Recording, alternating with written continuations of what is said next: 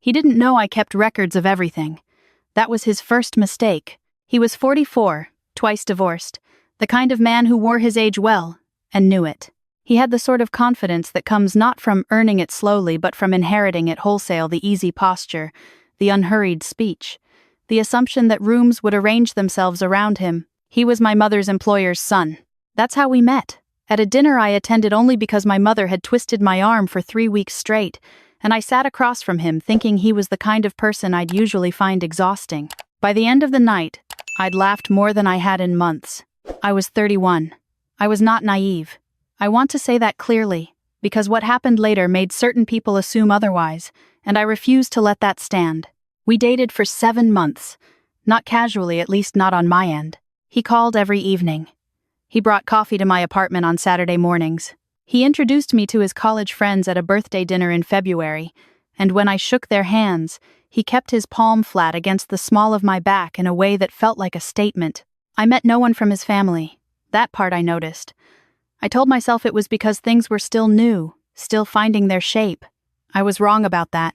I found out I was pregnant on a Tuesday morning in April. I sat on the edge of my bathtub for a long time. I wasn't panicked, exactly. I was calculating, going through the variables in my head the way I do when I'm scared and trying not to show it. We were adults. We were in a relationship. Things like this happen to people who figured them out. I called him that afternoon.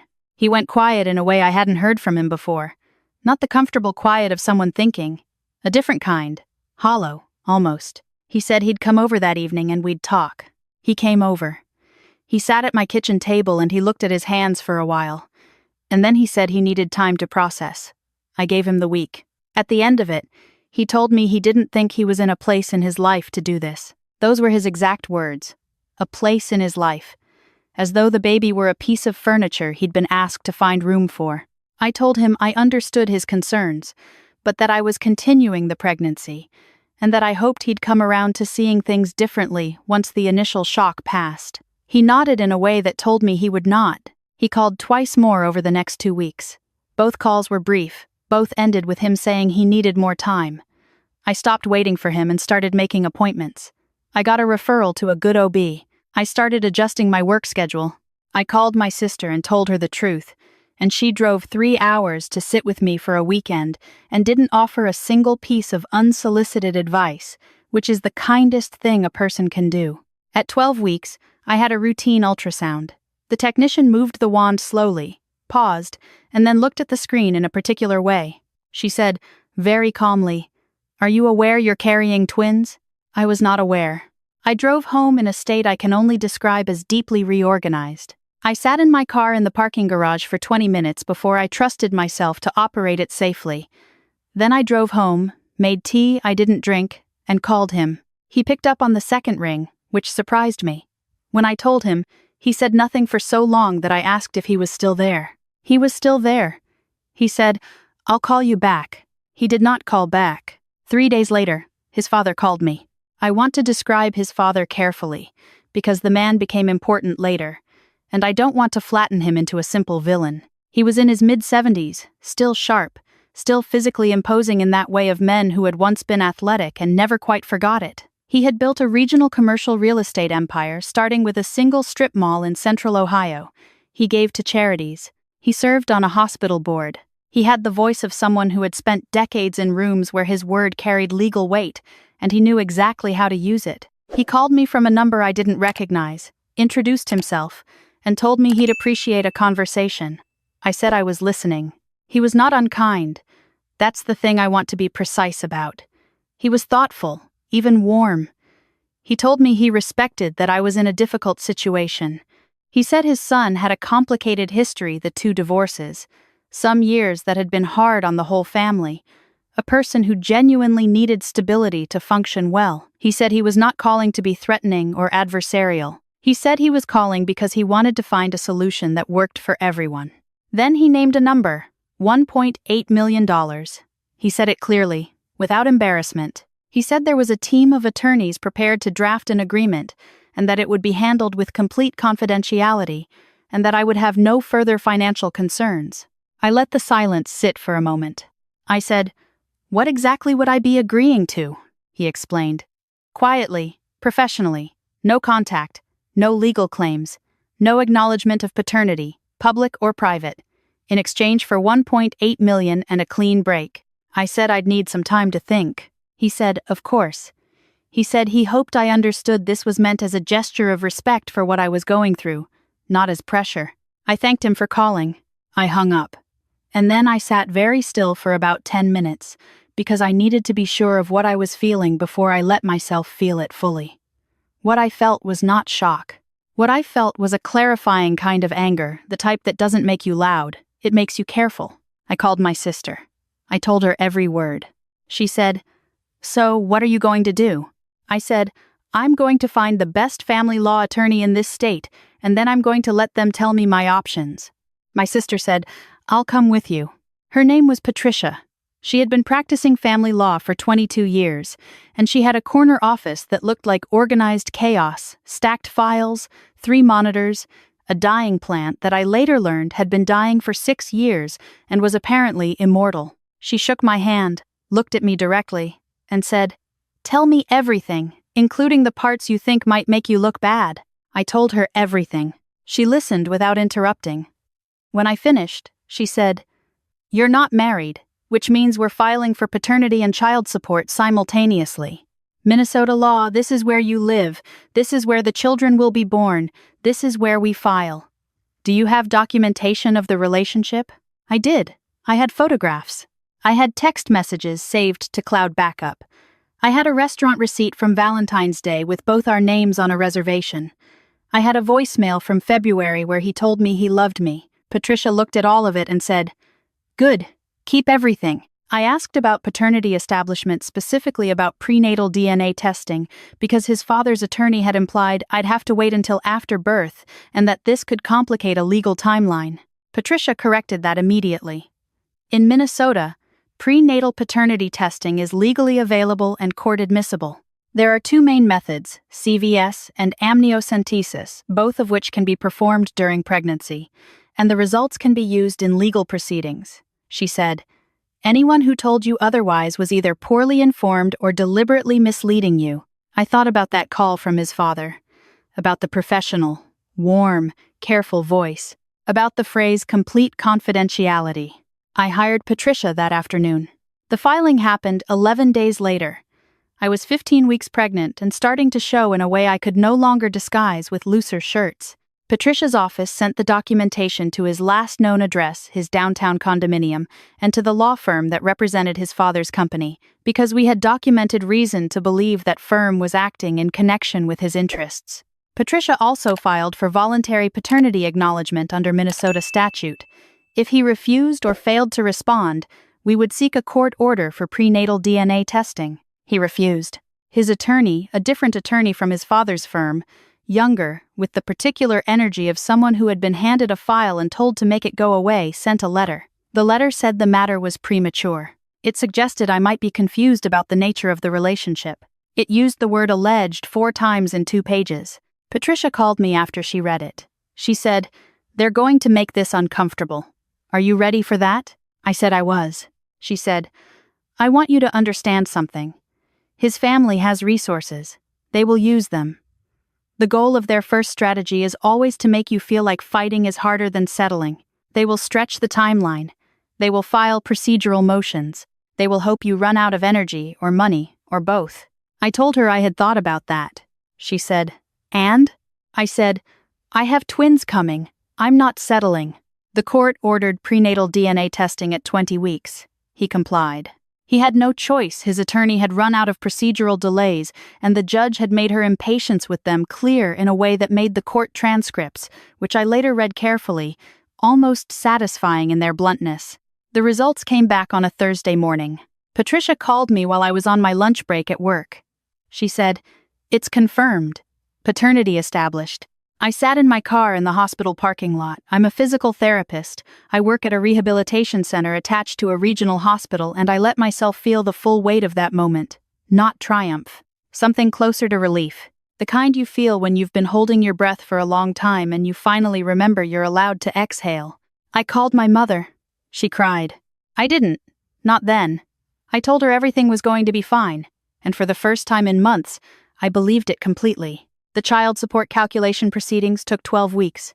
His attorney submitted financial documentation, as required. Patricia reviewed it with a forensic accountant she often worked with, a methodical woman named Dr. Elaine Marsh, who had a gift for finding things in financial records that people wanted to stay hidden. What she found was notable. His declared income, his salary from the family company, was significant on its own, just over $400,000 annually. But Dr. Marsh found additional income streams, consulting fees routed through a separate LLC, rental income from 2 properties held in his name, and distributions from a family trust that, while technically discretionary, had been paid every year without exception for over a decade. Patricia argued before the court that the trust distributions should be considered as part of his income for child support purposes. This is a contested area in Minnesota family law, and I want to be accurate about it. Courts have discretion in how they treat trust income. Patricia's argument was that given the unbroken consistency of the distributions and the fact that he demonstrably structured his financial life around receiving them, they should be included. The judge agreed.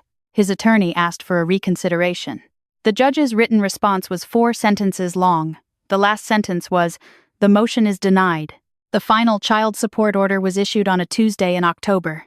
I was 8 months pregnant by then, moving through the world at a reduced pace, my center of gravity rearranged. Patricia called me and read the figure aloud. I asked her to read it again. She did.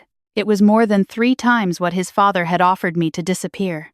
I learned later through Patricia, who learned it through an opposing counsel contact, that when his father received news of the order, his assistant interrupted a board meeting to pass him a note, that he went quiet in a way that made the room uncomfortable, that his lead attorney, the older one from the original call to me, had to advise him twice before he composed himself. Patricia said, "Simply, the court has spoken. My son and my daughter were born in November. He was 6 pounds, 2 ounces. She was 5 pounds, 14 ounces. Both of them arrived loud and complete and furious about it, the way babies are, as if they already knew the world owed them an explanation. I held them in the recovery room and thought about all the mornings I had sat with the weight of this alone, all the calculations I had run, all the versions of the future I had tried and failed to see clearly. And I thought, they are here, and they are mine, and no number, not 1.8 million, not any number was worth the alternative." He visited the hospital once, the day after they were born. His attorney had advised him to, "I'm nearly certain." He stood at the edge of the room in a good coat, looking at the 2 of them in their shared bassinet, and he said very little. I said very little. There was nothing left by that point that I needed from him. The court had already said everything that needed saying. What I want to talk about now is the thing his father actually miscalculated, because I've thought about it a great deal in the month since, and I think it matters. He called me because he thought I could be managed. Not because he was certain I would accept his offer, but because he believed based on what, exactly? My job? My apartment? The fact that I didn't come from money? That the combination of financial pressure and social isolation would make the path of least resistance feel inevitable. He thought the offer was generous enough that refusing it would seem irrational. He did not consider the possibility that I was keeping records. He did not consider that I would hire an attorney within the week. He did not consider that his son's pattern of financial behavior, so carefully arranged to minimize tax exposure, would become a liability rather than a shield, once a forensic accountant looked at it with a different question in mind. He built a strategy around the assumption that I was afraid. He forgot to ask whether I was also patient. People ask me sometimes whether I regret not taking the money, whether there's a version of this story where I accept the settlement and have fewer years of legal proceedings and fewer nights of uncertainty. I understand why they ask. The answer is no, and the reason isn't simple pride. The reason is that the settlement was not actually a solution. It was an erasure. He would have continued to exist as a full person with no record of what he had done. My children would have entered the world already written out of half their story. And his family would have learned, once again, that money is a sufficient substitute for accountability. That is not a lesson I was willing to teach. I'm not saying that every person who accepts a settlement is wrong. I know nothing about anyone else's circumstances, and I hold no judgment for the choices people make when they're scared and alone and being told the options are limited. Those are real constraints. They were real for me too. What I'm saying is that in my case, In this specific case, the right answer was the court. Because the court doesn't care how much someone is worth. The court has a different kind of arithmetic. There's one more thing I want to say, and it's the thing I say to my sister when she asks how I'm really doing. Not just logistically, but genuinely. For a long time after that call from his father, that smooth, warm, reasonable call, I felt something I had trouble naming. It wasn't quite anger. It wasn't quite grief. It was something like the feeling of being assessed and found manageable. Being looked at by someone calculating what it would cost to make you stop mattering. That feeling is hard to shake. I think anyone who has ever been offered money to be quiet knows what I mean. The offer says, in its way, "We have decided you have a price. We are being polite enough to let you name it." My answer was, I don't. Not because I don't need money, or because legal battles are clean or uncostly, or because I am braver than anyone else, but because there are some things that, once you give them away, you don't get back. My children's right to be seen, my right to be taken seriously. The simple, uncomplicated fact that what happened between their father and me produced two real people who deserve to know their full story. The child support comes every month now, as ordered. His father has not called again.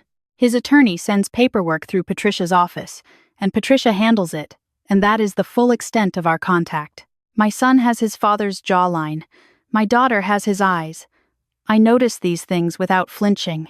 They are their own people, already opinionated, already specific, already certain that the world should come to them on their terms. I do not know where they learned that. Actually, I know exactly where they learned that. There's a moment I think about from the court proceedings, not dramatic, not a turning point exactly, just a quiet moment that I keep returning to. I was sitting in the hallway outside the courtroom, waiting for a session to resume, and I was reading through some documents Patricia had given me, and an older woman, a stranger, waiting for her own case, looked over at the stack of papers in my hands and said, "First time?" I said, "Yes." She said, "It gets cleaner. Not easier, but cleaner. You start to understand what the fight is actually about." I asked her what she meant. She said, "Most people think the fight is about winning. It's not. It's about becoming the kind of person who doesn't back down from what's real. The winning is just how you know you got there." I didn't know her name. She was called into the courtroom before I could ask. But I think about her sometimes, when I'm tired, when the paperwork piles up, when the logistics of doing this largely alone become heavier than I expected. Becoming the kind of person who doesn't back down from what's real. That's a fair description of what the last year required. I'm not sure I was already that person when this started.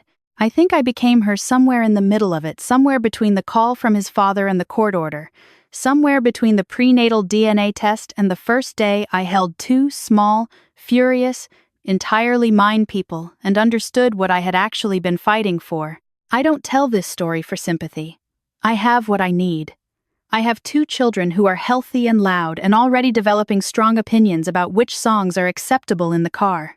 I tell it because I spent too many days sitting in uncertainty, running the numbers, asking myself whether I was being reasonable or reckless, wondering if the people around me were right, that maybe I should just take the offer and move on. And nobody told me, plainly enough, that the law exists for exactly this situation. That you can walk into a family court with almost nothing, no money, no connections, no powerful last name, and the judge will still look at the facts. That paternity can be established before birth. That income hidden inside LLCs and trust distributions can still be counted. That the entire machinery of the court does not care what his father built or what his name means in certain circles in Ohio. It only cares what's real. And what was real was 2 heartbeats on an ultrasound screen, and a man who chose to look away from them, and a system built imperfectly, slowly, sometimes maddeningly, to ensure that looking away is not actually an option. I am not a Navy SEAL. I am not a billionaire. I am a physical therapist who worked the day shift and went to attorney consultations on her lunch breaks and ate a lot of hospital cafeteria soup in the second trimester and once fell asleep in the parking lot of the courthouse because she was too tired to drive home immediately. That is the person who won this case. Not a hero. Just someone who decided early that the outcome mattered more than the comfort of giving up. My daughter smiled at me last week for what I'm fairly certain was the first real, deliberate, I mean this smile rather than gas. I was sitting on the floor of the nursery at 6 in the morning, having failed for the third time to get her back to sleep, operating on approximately 4 hours total, and she looked directly at me with those eyes that are not quite mine and not quite his, but entirely her own, and she smiled. I thought, I will fight for you every single time, without hesitation, without a second thought about what I could have kept instead. I thought, you are not a mistake. You were never a mistake. You were the thing someone very powerful tried to make disappear, and you are here anyway, and that is the whole story. That is the whole story.